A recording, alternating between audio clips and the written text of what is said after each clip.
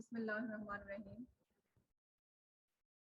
Today we will discuss histology of esophagus and stomach.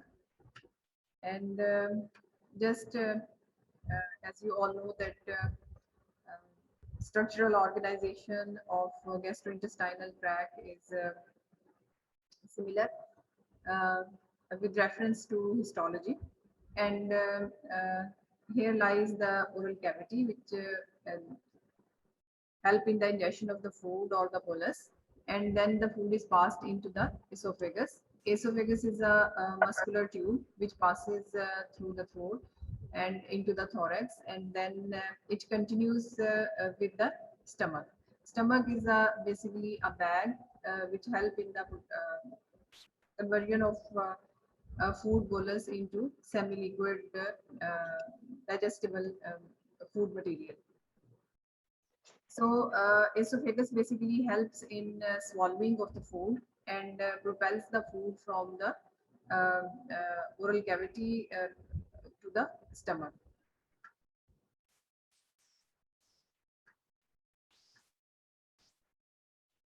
Organization of gastrointestinal tract, including esophagus and stomach, is basically 4 layers: mucosa, submucosa, muscularis, and serosa.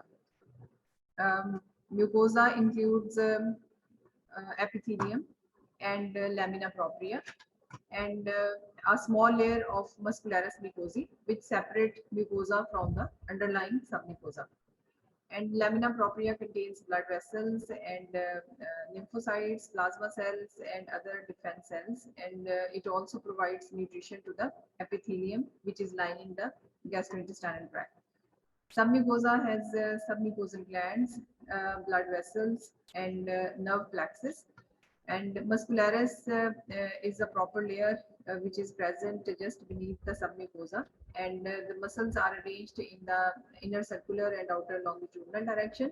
And in between these two, inner circular and outer longitudinal, is present a nerve plexus, which is called myenteric nerve plexus, which helps in the motility of the gastrointestinal tract.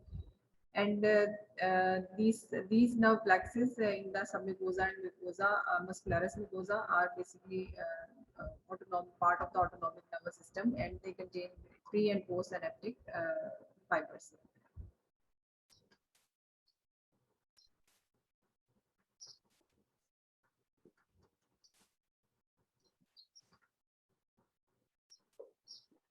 So esophagus is a muscular tube. It's a long muscular tube, and here you can see a cut section across the esophagus.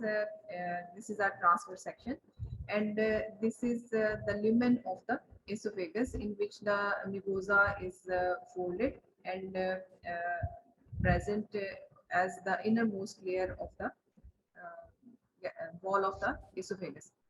Just beneath this mucosa is another layer, which is submucosa. This is the layer of submucosa.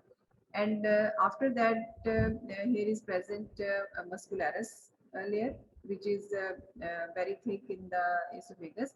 And outermost is the adventitia. Adventitia and serosa are the two terms which are used for the fourth layer of gastrointestinal tract. Adventitia is basically a layer of the connective tissue which merges with the surrounding connective tissue which is present in the surrounding of the organ.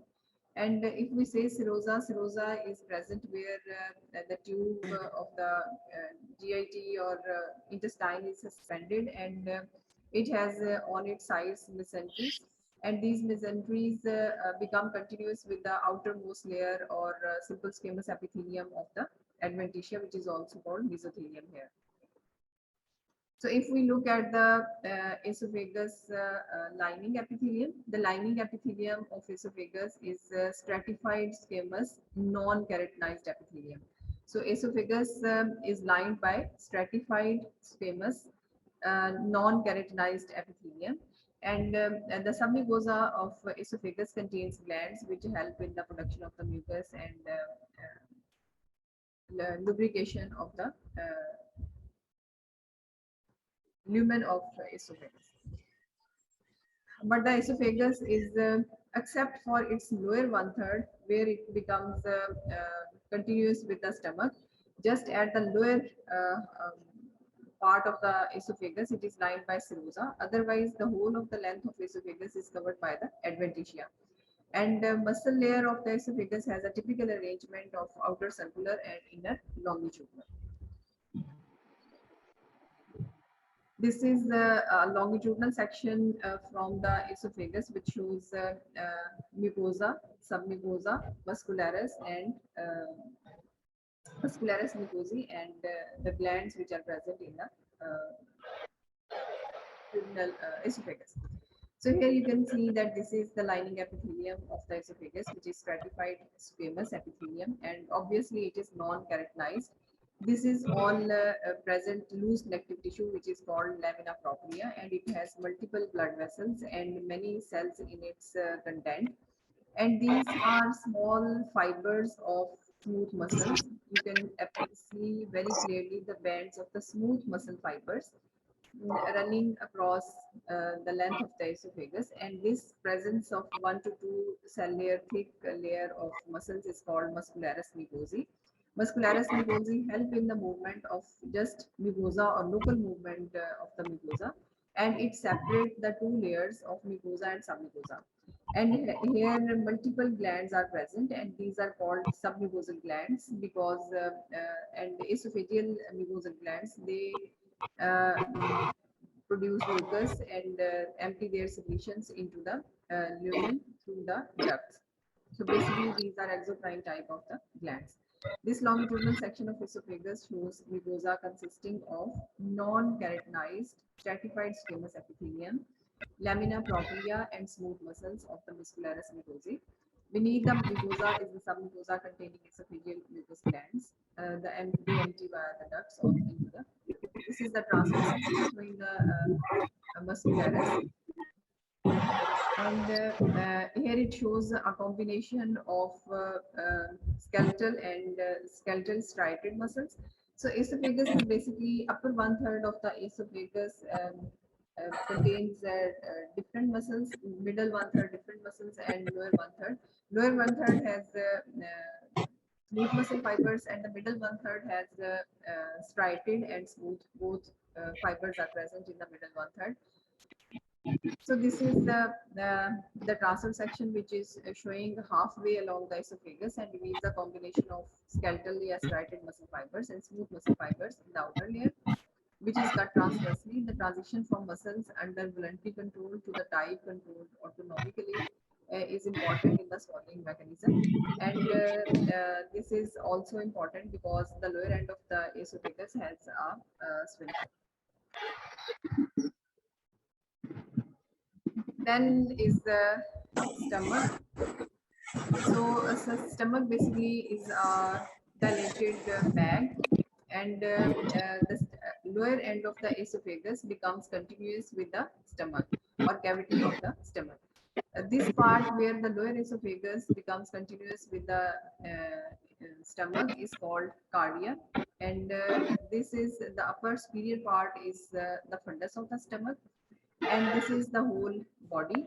This is the body of the stomach, and the body ends up into a canal-like area, and this area is called pylorus. And at the lower end, the smooth muscle is constricted here and is specialized, and it forms a sphincter, which is called pyloric sphincter. And this pyloric sphincter opens up into the small intestine. This is the first part of the small intestine, which is called duodenum.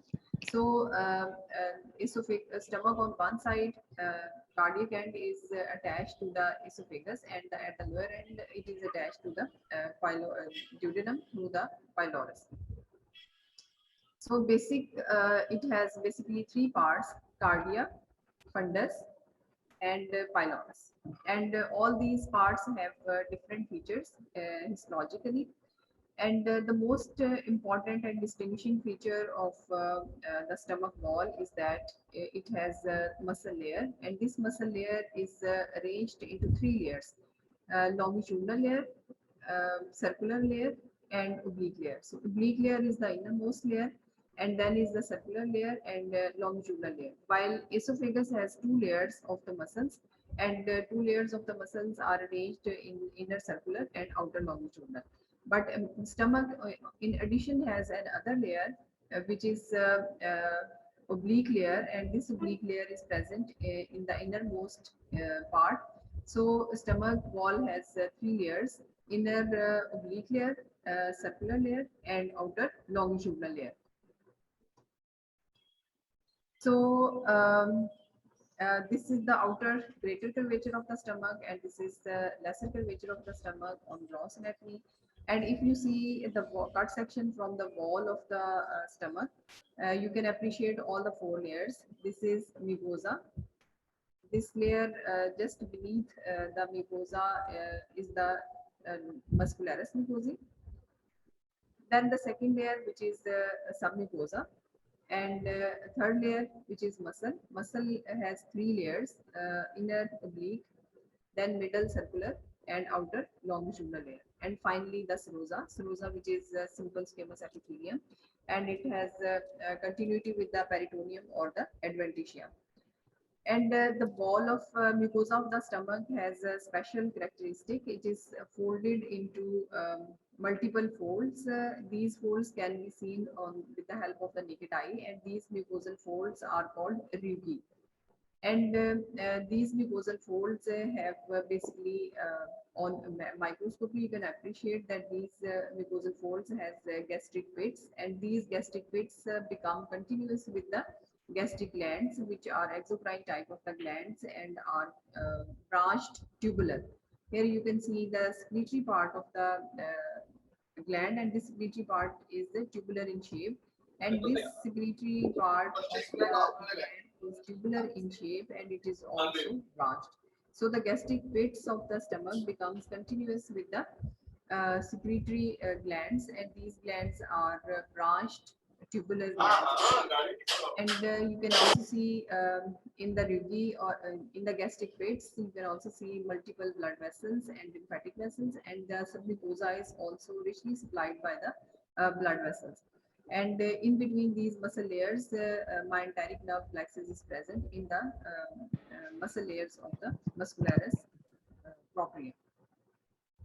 So the stomach has to study stomach has three parts: cardia, fundus, body, and lastly the pylorus or the pyloric antrum, or through the pyloric sphincter it continues with the first part of the duodenum. And its muscle layer is divided into three parts: the inner oblique, middle circular, and outer longitudinal. And the mucosa is thrown into folds which are called rugae, and these rugae have gastric glands, and these gastric glands and gastric pits, they become continuous with the exocrine type of the glands, which are branched tubular in breadth. And the glands which are located in the cardia and in the pylorus are basically mucus producing glands, and they produce excessive quantity of the mucus which protect the upper and lower ends of the stomach from the acidic effects of the HCl, which is secreted by different cells into the lumen of the stomach. So stomach basically is a muscular dilation of the digestive tract where mechanical and chemical digestion occurs. Main functions are to continue the digestion of carbohydrates initiated by the amylase of saliva. In the saliva, serum amylase is present, enzyme amylase is present, which is help in the carbohydrate digestion. So the continuity of this carbohydrate digestion occurs into the stomach. To add an acidic fluid to the ingested food and mixing its contents into a viscous mass called chyme by the churning activity of the muscularis. So a muscle layer of the stomach is very strong, and it has a churning effect, and it causes the bolus of the food which are ingested by the oral cavity and then passes through swallowing through the esophagus and comes into the stomach, and then it is converted into chyme, a semi-solid kind of mixture of food and contents, and which is called chyme, by the strong muscular activity of the stomach. To begin digestion of the triglycerides by a secreted lipase. So in the stomach, it also has enzyme lipase for the conversion of triglycerides into its smaller simple components. And it also promotes the initial digestion of proteins with the enzyme pepsin. So here at the upper end, the esophagus becomes continuous with the stomach. This is fundus of the stomach, cardiac region. This is body of the stomach. And this is the pylorus region, which is like a canal through rugae, which are basically folds of the mucosa of the stomach. And this is pyloric sphincter. Pyloric sphincter, when closed, it inhibits the passage of the food or chyme from the stomach to the duodenum.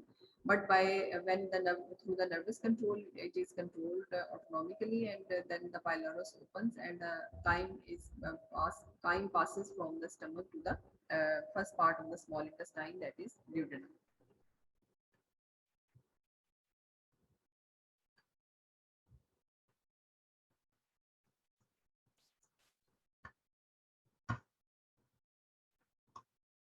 Stomach has four major regions which make up the stomach.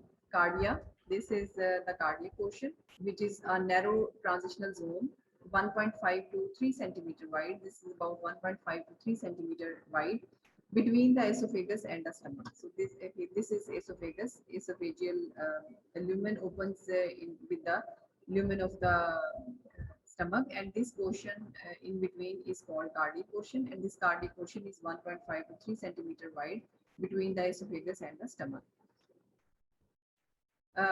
Pylorus, this is the lower end, which is pylorus. Pylorus is basically funnel-shaped region that opens into the small intestine. These regions are primarily involved with mucus production. Both these cardiac and pylorus, they are involved with the mucus production and are similar histologically. Cardiac end and pylorus end are similar, have similar histological features, and both are rich in production of the mucus. Mucus basically lubricates and forms a layer of mucus protective layering over the mucosa, and it protects the mucosa from the acidic action of the enzymes. Then is the fundus and the body of the stomach.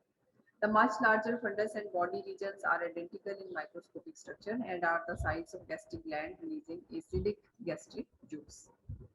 So muscle layer is unique in stomach. It is inner oblique, middle circular, and outer longitudinal. Stomach mucosa and submucosa of the empty stomach have large longitudinally directed folds, which are called radi, which flatten when the stomach fills with the food. Wall in all the regions of the stomach is made up of all four major layers. These major layers are mucosa.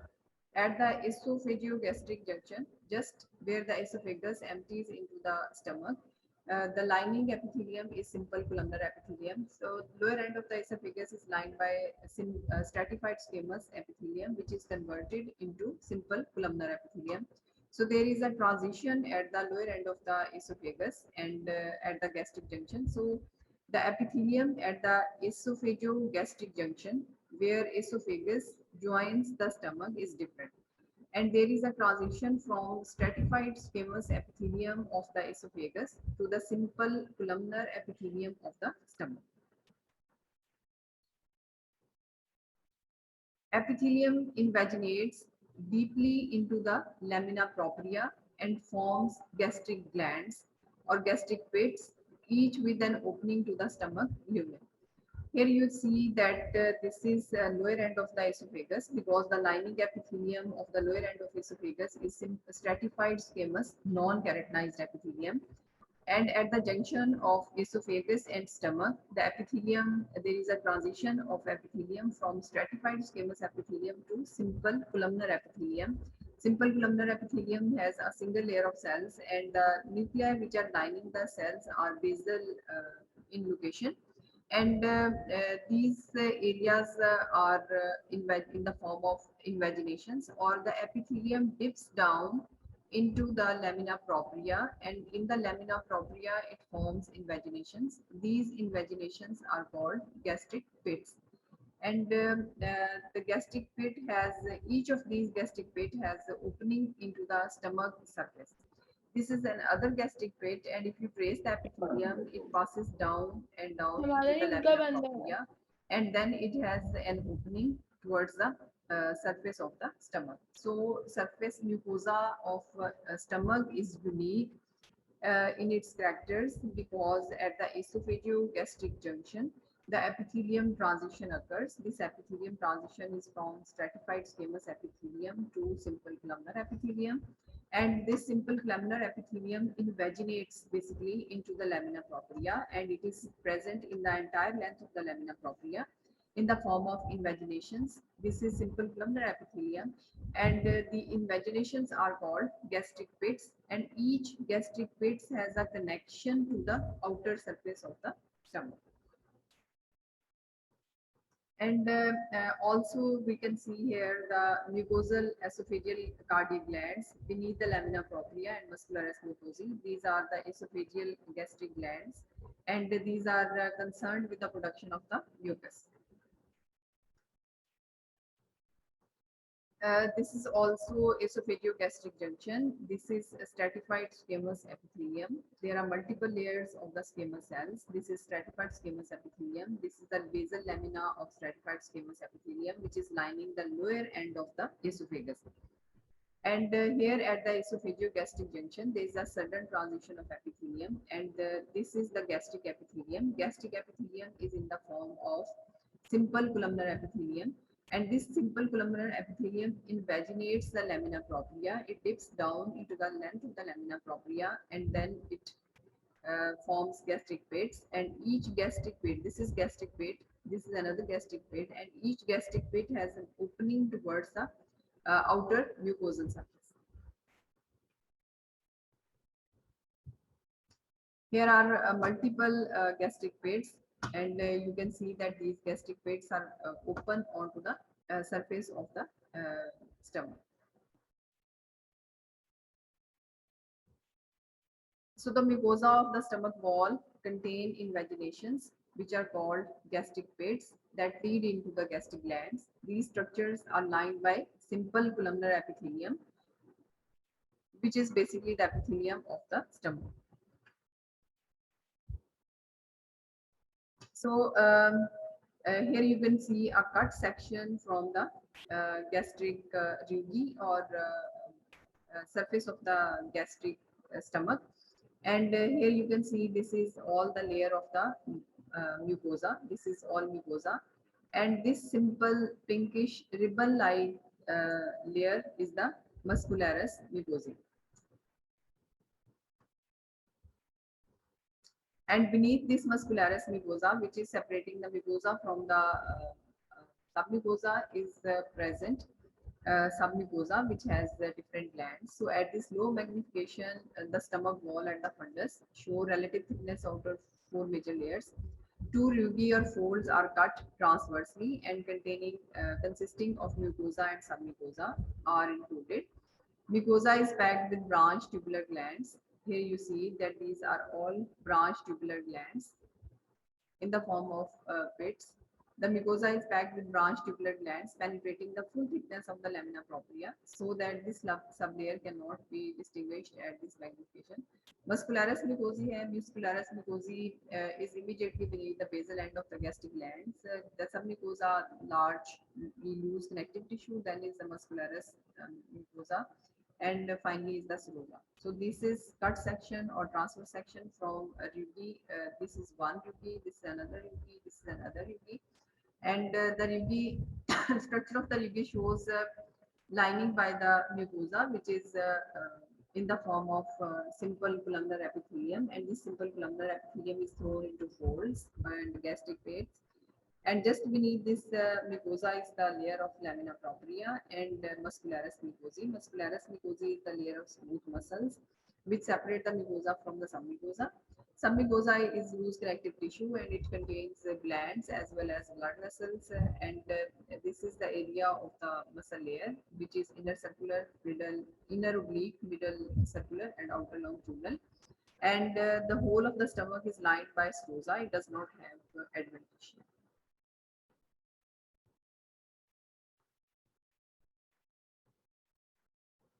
So this is the electron microscopic picture of the mucus layer, which reveals closely packed gastric pits surrounded by polygonal apical ends of the surface mucous cells. Here you can see these are the closely packed gastric pits, multiple, which are present into the.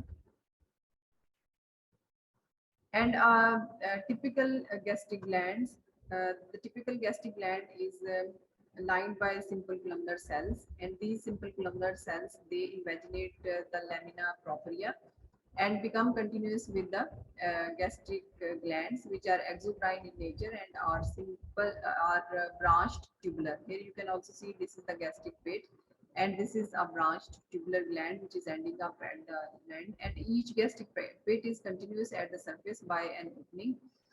And these different parts of the typical gastric gland are, this is the lining basement membrane, which is yellowish in color. This is lining basement membrane, which is present all around in the entire length of the gastric gland. And these are the epithelial cells. The nuclei are apparent here, which are simple columnar cells. Each gastric pit has a different type of the cells, almost 5 different type of the cells, which are mucous neck cells, number 1. Number 2 are the parietal cells. Number 3 are the stem cells, chief cells, and enteroendocrine cells. All these cells which are present, these are different from one another, and they have different functions. And these different functions make it the stomach a unique organ. The mucous neck cells are basically for the mucus production, and these are present just around the neck of the gastric pits. Parietal cells are concerned with the HCl production. Stem cells have a proliferative potential, and enteroendocrine cells have production of different hormone type substances, which has a paracrine effect. So the mucosa is thrown into the gastric pit, which is forming the gastric gland. If you see it, different parts of the gastric gland, then the first part is called gastric pit. Then comes the isthmus of the gastric gland, and finally the gastric gland, which is the branched tubular gland and exocrine type of the gland. This part, starting from the isthmus to the end of the gastric gland, contain 5 different type of the cells, which include surface mucous cells, mucous neck cells, surface mucous cells and mucous neck cells, parietal cells, chief cells, and enteroendocrine cells. So what are surface mucous cells? Surface mucous cells, which are present here at the surface of the mucosa. The cells which are present here at the surface of the mucosa are surface mucous cells, and the ones present in the neck of the gland are the mucous neck cells. So surface mucous cells line the lumen and gastric plates. They secrete a thick, adherent, and highly viscous mucus layer. This mucus layer is rich in bicarbonate and protect the mucosa from both abrasive effects of intraluminal food and the corrosive effect of the stomach acid. So this basically the layer of the mucus, it protects the mucosa from the acidic action of the stomach acid. The gastric pit lead to long, branched, tubular glands that extend through the full thickness of the lamina propria.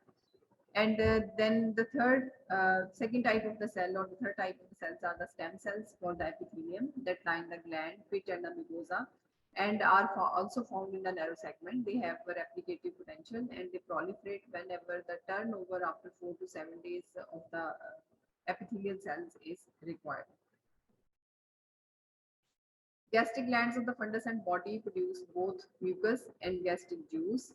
They are responsible for chemical digestion. These cells are of four major types, and important properties of each are as follows. Mucous neck cells. Mucous neck cells are present in clusters or as single cells. So they can all be scattered as single cells among other cells, or they can be present in the form of clusters among other cells in the neck of the gastric gland, and include many progenitor and immature surface mucous cells. Less columnar, they are less columnar than the other surrounding cells, than the surface mucous cells lining the gastric pits. Mucous neck cells are often distorted by neighboring cells, but they have round nucleus and apical secretory granules. Their mucus secretion is less alkaline than that of the surface epithelial mucous cells. So if we sum up the mucous neck cells, these are present at the neck of the gastric pits, and each cell has a single nucleus which is present in the center and is round in character, and each cell has apical secretory granules, and these apical secretory granules are basically mucus. So these are released into the surface, and they form a mucus layer, and this mucus layer is less alkaline than that of the surface epithelial cells. So the secretions which are produced by surface epithelial cells are more alkaline and more effective against the pH. Parietal cells, which appear as round, bulging, light pink in histological sample, and are found within the neck and base of the gastric glands. These cells, which are also referred to as oxyntic cells, secrete hydrochloric acid and intrinsic factor, which is required for vitamin B12 absorption. So parietal cells secrete hydrochloric acid and intrinsic factor, and this is required for the vitamin B12 absorption, the intrinsic factor. Stem cells are also formed within the neck. These cells play important role in the constant removal of the gastric mucosa. Another type is the chief cells. The chief cells reside in the base of the gland. They stain darker due to secretory granules, and they contain pepsinogen, which is precursor to the pepsin enzyme for protein digestion. And pteroendocrine cells, which are umbrella shaped, and they have different types, for example, G cells and D cells, and they basically produce different hormone like substances, and these have a paracrine effect on the surrounding cells. So if we see a typical gastric pit, this is the surface mucus lining cells, surface mucus cells, or this is the surface epithelial cells of the stomach. And these surface epithelial cells, they dip downward into the entire length of the lamina propria, and they form gastric pits. And these gastric pits become continuous with the gastric glands. These gastric glands are branched tubular glands, and each gastric pit is continuous with the surface through a opening which is present here. And if you divide this gastric pit, it is divided into three parts: gastric pit, isthmus or neck, and gastric gland. And this in the entire length is lined by five different type of the cells which have different secretions, different histological characters, and formation of different substances. First of all are the surface mucus cells. Surface mucus cells, they secrete alkaline fluid, and it contains mucin, and it is more alkaline as compared to the secretions of the mucous neck cells. Mucous neck cells have a rounded nucleus and apical secretions, and this can be in the form of single cells or can be present in the form of clusters. These mucous neck cells also secrete mucin, which help in lubrication and reduces the effects of the stomach HCl. Then are the most important parietal cells. These parietal cells produce intrinsic factor and hydrochloric acid. And these parietal cells are present here, scattered among the different cells, and on the surface they have intracellular canaliculus. This intracellular canaliculus is basically a invagination or a pit-like structure on the surface of parietal cell. This is parietal cell, and on the when it is active, it has a depression or which is called intracellular canaliculus, and this area which is called intracellular canaliculus, is lined by microvilli. And these microvilli help in the absorption and increases the surface area for absorption of the cell. Fourth type of the cells are chief cells, which secrete pepsinogen. Pepsinogen is a precursor enzyme and it is present in the inactive form. And when it comes in contact with the proteins, it is converted into from pepsinogen into pepsin. And then are the enteroendocrine cells. These green in color are enteroendocrine cells. These enteroendocrine cells produce different secretions at different locations. And these secretions have an paracrine effect on the mucosa. So just to sum up, gastric plates have isthmus, neck, base, and gastric plates are lined by simple branched tubular glands and are lined by different type of the cells, including parietal cells, chief cells, and neuroendocrine cells, stem cells. So these help in the production of the mucus and it's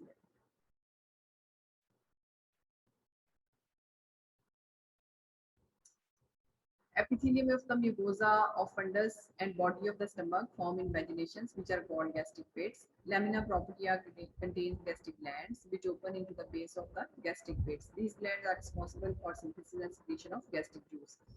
Lining epithelium of the stomach and gastric plates is entirely made up of mucous columnar cells. These produce a thick coating of the mucus that protect the gastric mucosa from the acidic enzymes in the lumen. Even so, these cells have to be replaced after 4 to 6 days.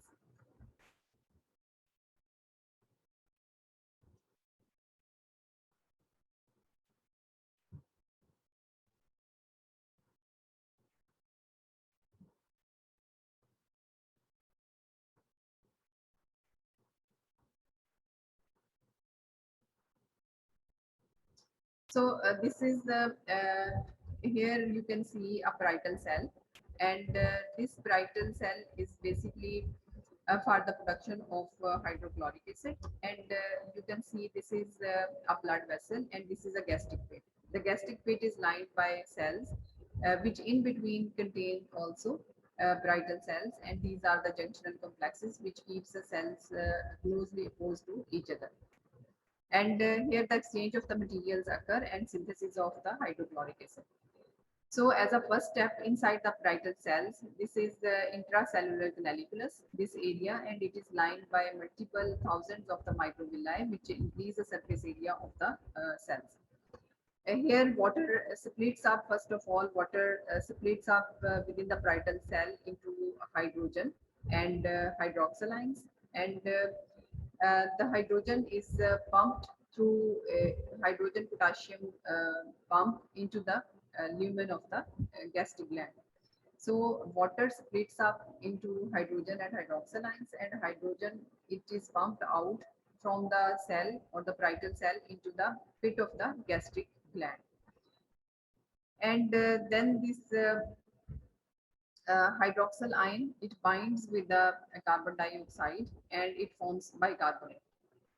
When this bicarbonate is formed, it is readily exchanged and it is transported to the blood. Or you can say that there is a unique exchange of one bicarbonate going out from the parietal cell into the blood vessel, and from the blood one chloride ion which is entering from the blood to the parietal cell. So there is an exchange, one bicarbonate with the one chloride, and this exchange occurs as bicarbonate is transported out of the parietal cell, and it then enters the blood, while the chloride ion is transported into the parietal cell, and then it enters into the lumen of the gastric gland.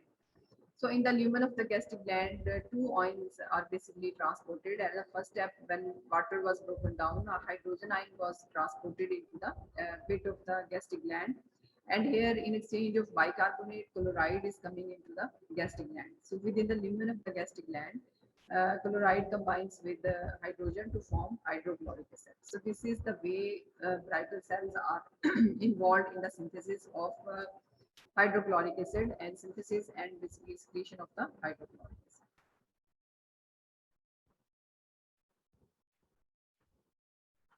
So parietal cells are one of the most important cells in the body of the stomach, and they are concerned with the production of the HCl.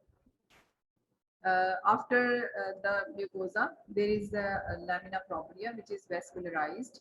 It surrounds and supports the gastric pit and the glands and contains smooth muscle fibers, lymphoid follicles, lymphoid cells in the scattered form, capillaries, and lymphatics.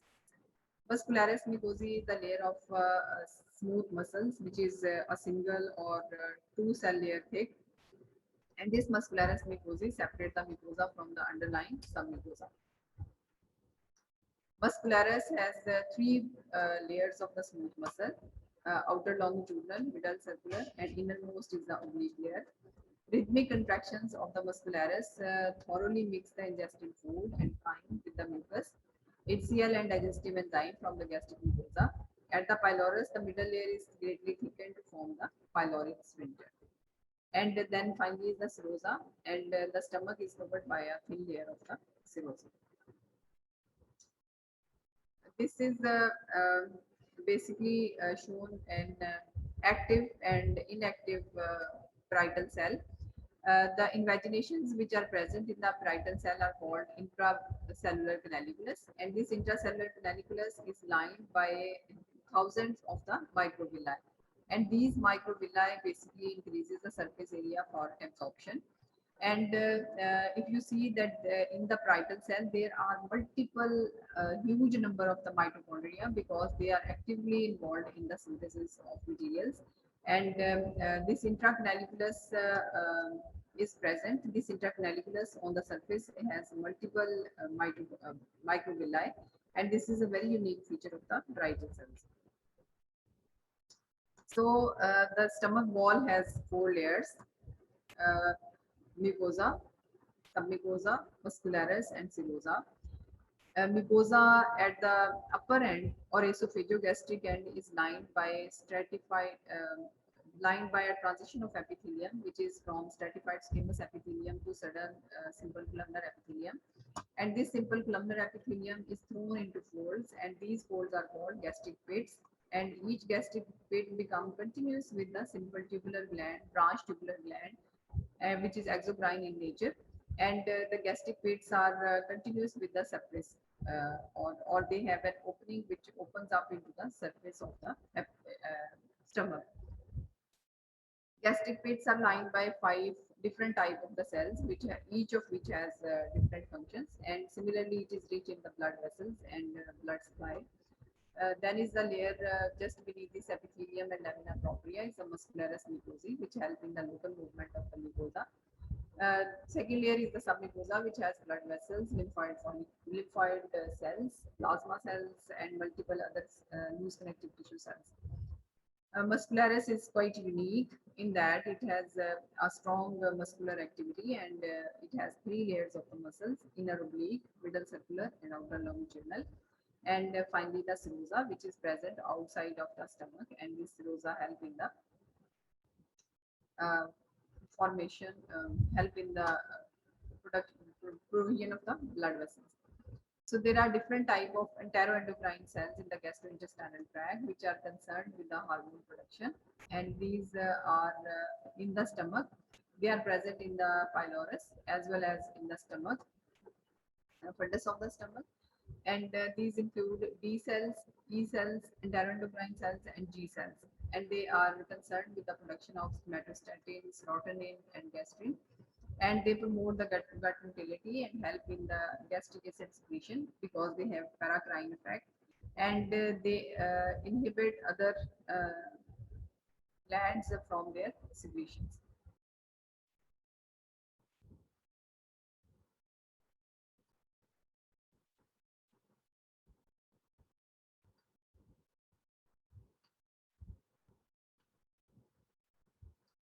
So the most unique features of the stomach is the presence of gastric pit and its lining cells. You have to remember these lining cells, their histological features separately, and their function in the stomach. And they are lined by surface mucous cells which secrete alkaline fluid which contains mucin, and the mucous neck cells, which are less columnar, have a rounded nucleus and apical secretory products, and parietal cell, which secrete intrinsic factor and which is required for the absorption of vitamin B12, as well as they are involved in the production of hydrochloric acid. And in their lumina, they water is split up into hydrogen and hydroxyl ions, and hydroxyl combines with the carbon dioxide to produce bicarbonate. And from here, the bicarbonate is exchanged with the chloride ion. Bicarbonate goes into the blood, and chloride moves from the blood into the parietal cell. And both hydrogen and chloride are pumped out into the gastric pit, where they combine to form the HCl. And the chief cells which produce pro enzyme, which is pepsinogen, and it is converted into pepsin when there is a start of the protein degradation. And multiple enteroendocrine cells, which can be D cells, E cells, depending upon the location, and they have hormone, different hormones and factors they produce, which help in the digestion and control of the protein. So this is all about histology of the esophagus and stomach. And any questions?